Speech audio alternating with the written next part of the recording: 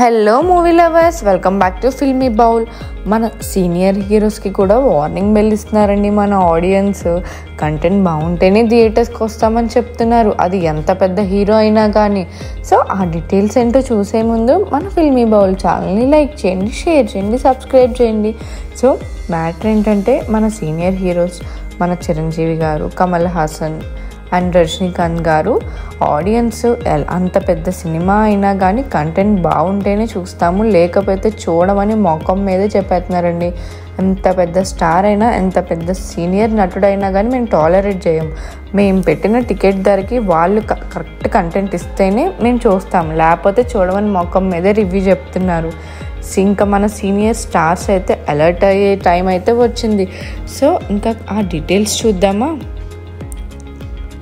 మన మెగాస్టార్ చిరంజీవి ఎంతో ఇష్టంగా చేసిన సినిమా ఆచార్య. చిరంజీవి చరణ్ కలిసి చేసిన సినిమా అంటూ ప్రీ రిలీజ్ టైంలో చాలా హైప్ వచ్చిందండి ఈ మూవీకి. ఓ రేంజ్ ఎక్స్పెక్టేషన్స్ పెట్టుకున్నారు ఆచార్య మీద. దట్టు అప్పుడే RRR రిలీజ్ అయింది, వెంటనే చరణ్ ఆచార్య వచ్చింది. సో ఇంకా ఫుల్ నార్మల్గా లేదు, ఓవర్ హైప్ తెచ్చుకున్నారు. కట్ చేస్తే థియేటర్లో జనాలు లేరు, మరి ఏం చేస్తాం, అక్కడ కంటెంట్ లేదు. ఇంకా పాదగట్టం అదే కంటెంట్ నడిచింది. సో కంటెంట్ వీక్ అయితే ఏం చేస్తామని చెప్పి ఇంకా రివ్యూలు ఇచ్చారు. అండ్ నెక్స్ట్ వచ్చేసి ఆచార్య సినిమాతో పోలిస్తే బోలా శంకర్ పరిస్థితి మరీ దారుణంగా కనిపించింది. మెహర్ రమేష్ దర్శకత్వంలో వేదాలం రీమేక్గా వచ్చింది బోలా శంకర్. ఈ సినిమాకి మరీ ఘోరంగా సెకండ్ డే నుంచే థియేటర్స్లో జనాలు లేరు.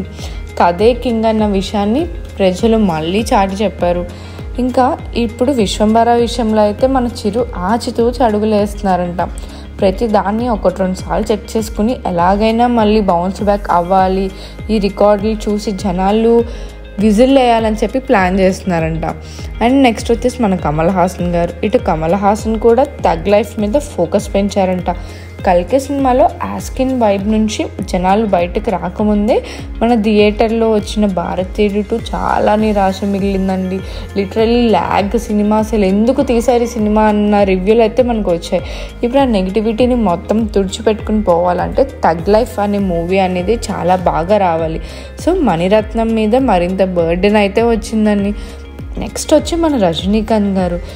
తలైవర్ సినిమాకి థియేటర్లో ఫస్ట్ రోజే జనాలు లేకపోవడం చాలా విడ్డూరం కదా, దాన్ని కూడా చూశారు. లాల్ సలాం యూనిట్ వాళ్ళు ఓపెనింగ్స్ కూడా లేవు లాల్ సలాం మూవీకి, అంత ఘోరంగా పరాజయాన్ని చూశారండి. అప్పటి నుంచి ఆయన మరింత అలర్ట్ అయ్యారు. జైలర్ చరిష్మాను వెట్టయాంతో కంటిన్యూ చేయాలి అంటే పట్టుదలతో పనిచేయాలి. మరి ఈ సినిమా క్లిక్ అయితేనే నెక్స్ట్ ప్రాజెక్టులు జోష్ పెరుగుతుందన్న విషయం మన సీనియర్ నటులకైతే ప్రజలు బాగా చూపించారండి. ఇంకా అప్కమింగ్ ప్రాజెక్ట్స్ మన సీనియర్ నటులు ఆచితూచి అడిగేయాల్సిన టైం అయితే వచ్చింది. ఇక్కడ కంటెంటే కింగ్. ఎంత పెద్ద తోపు హీరో అయినా కానీ కథ లేకపోతే ఆ సినిమా జనాలు కనీసం చూడట్లేదు. సో కథ ఉంటేనే సినిమాకి వస్తామని ప్రేక్షకులు మొఖం మీద అయితే చెప్తున్నారు.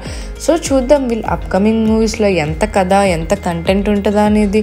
సో మరిన్ని మూవీ అప్డేట్స్ కోసం ఫాలో అవ్వండి ఫిల్మీ బౌల్.